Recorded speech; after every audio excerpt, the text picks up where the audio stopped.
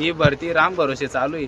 कारण कोकणामध्ये इतका पाऊस असतो, जर समजा मी आज ग्राउंडला गेलो आणि माझं ग्राउंड चांगलं बसलं, उद्या उठून एका मुलाचं ग्राउंड खराब बसलं, तर त्या खराब बसण्याला कारण कोण? त्याला जबाबदार शासनच असेल। कारण अशा प्रकारची भरती प्रक्रिया आत्तापर्यंत कधी राबवली गेलेली नाही।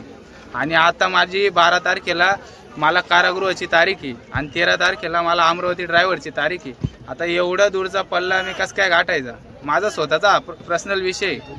तर असे महाराष्ट्रात अनेक पोरं आहे, नेमकी शासनाने एवढा विचार करावा ना की आर्थिक परिस्थिती भरती करणाऱ्या पोराची केवढी राहते, कशी राहते, त्याची मेंटॅलिटी कशी राहते।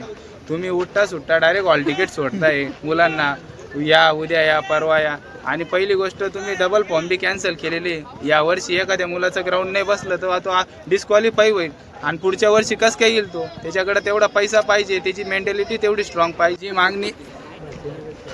माझी मागणी एकच आहे, जर तुम्ही ग्राउंड घेताय पावसाळ्यामध्ये तर 100% पोरांची सुविधा करा, पोरांची हाल नाही व्हायला पाहिजे।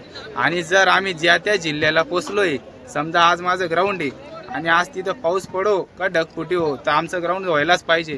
कारण आमची परिस्थिती एवढी काही स्ट्रॉंग नाही राहत की आम्ही 500 किलोमीटर परत 10 दिवसांनी तुम्ही बोलवशाल येऊ। आणि आमची मेंटॅलिटी आम्हाला डिस्टर्ब करणं हे शासनाला बी मागात पडू शकतं। त्यामुळे जर भरती प्रक्रिया घ्यायची असेल तर तुम्ही पूर्ण विचारानेशी आणि पूर्ण तयारीनेशी घ्या, नाही तर पावसाळा जाऊ द्या आणि त्याच्यानंतर तुम्ही भरती प्रक्रिया सुरू करा। तुम्ही आमचा विचार करा तरच आम्ही तुमचा विचार करू, नाहीतर आता भरपूर दिवस झाले, आता आम्ही तुमचं काही मनावर घेणार नाही। शिरसाळे धुळ्याला प्रॅक्टिस करतो स्टेडियमला।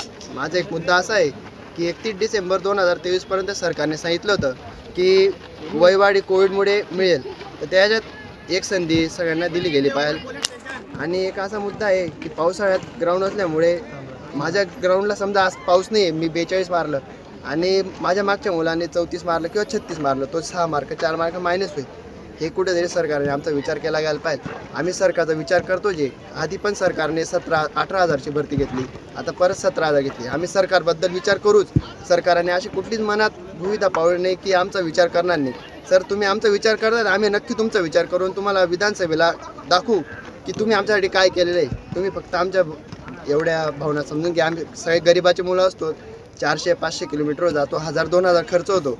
तर ग्राउंड कॅन्सल झाला, तिथून घरी येऊ परत जाऊ, त्याच्याने माइंड डिस्टर्ब होईल। तर आमचा विचार करा सर तुम्ही, बस। ठळक घडामोडींसाठी देशोन्नती न्यूज चॅनलला सबस्क्राइब करा आणि बेल आयकॉन प्रेस करा।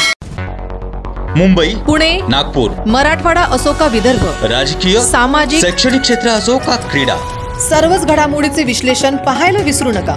फक्त देशोन्नती न्यूजवर।